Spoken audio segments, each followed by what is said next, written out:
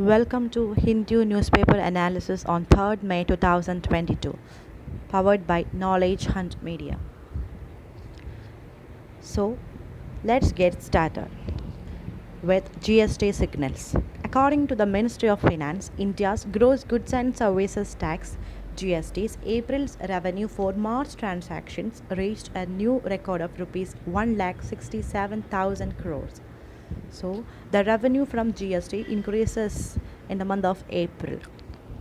So, what is a GST? GST is an indirect tax. So, what are the direct taxes? Direct taxes involves income tax, corporate tax, but GST is an indirect tax. And we can classify GST as an interstate GST and intrastate GST.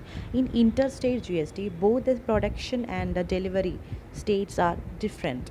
So, production at one state and distribution is another state. So, two states are involved. That's why we can call it interstate GST. What is intrastate GST? Both the supplier and delivery locations are same. So we can call intrastate. It's involved both CGST and SGST. The next news is the debate on the national languages. There are some issues and the debate on the national languages, which is our national language. So, in our constitution said that Article 343, the official language of the union shall be Hindi in Devanagari script. So, the international form of Indian numericals will be used for official purposes. And the debate happened in the Constitution Assembly. When the Constitution Assembly forming time, there will be same issue and debate happen. So they said that English to be continued for next 15 years and then Parliament can decide it. So the 8th schedule of our Constitution contained the list of languages. On the formation of the Constitution, there are 14 languages. Now it's 22 languages. And the articles related with the languages. So Article 344(1), formation of a commission by the President for the scheduled languages. And Article 351 says that it's union government's duty to promote the spread of Hindi language. There are another suggestion like 3 language formula: Hindi, English, and an official regional language. The next news is embroiling Transnistria in the Russia-Ukraine war. So, where is Transnistria's position? It lies between Moldova and Ukraine. So, Transnistria is a place lies between Moldova and Ukraine. It's a tiny breakaway region of Moldova. Actually, it is split from Moldova in 1991-92 war. Amid collapses of the Soviet Union, becomes a self-declared independent state. A referendum happened in 2006. Shows 97.2% votes in favor of joining Russia. Most people in Transnistria is in favor of Russia. So, what happened nowadays? There are some explosions in state security headquarters in Tiraspol, Transnistria. So these blasters at Mayak radio centers damaged Soviet era masters used to broadcast Russian news. So what is the importance of Transnistria? Actually, if Russia reinforces Transnistria, it might then move on to Ukraine's key port city of Odessa. They can easily move on Ukraine's key port city of Odessa. And quasi-federalism. In Hindu newspaper, we can see a headline: quasi-federalism. So, what is a quasi-federalism? It's an intermediate form of state between a unitary state and a federation. So, Supreme Court of India described India as a federal structure with a strong bias towards the center.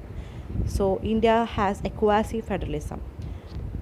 Single constitution for union and state. Both union and states have a single constitution, and central government has given more powers and made stronger than the state governments. And the constitution is not strictly rigid, can be amended by the parliament.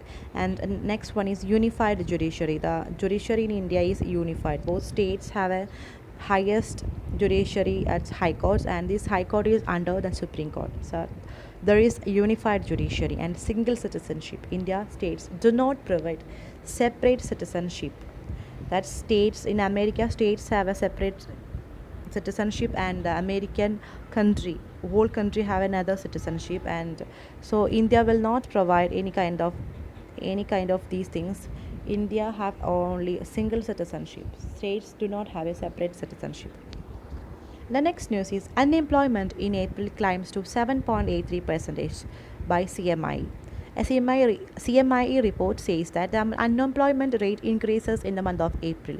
So in March it is 7.6% and April it is 7.83%.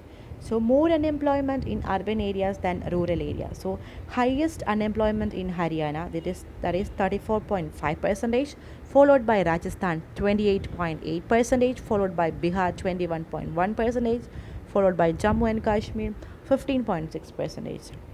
So how to calculate unemployment? They estimate unemployment by household incomes, the pattern of spending and savings. And the next news is no one can be forced to get vaccinated, says Supreme Court. So there are some issues with the states like and union territories. Some people are not vaccinated, and some restrictions imposing on those people who are not vaccinated.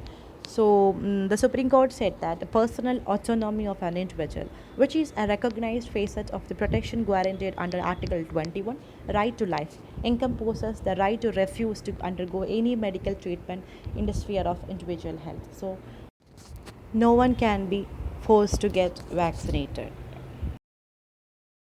So these are the news. Thank you.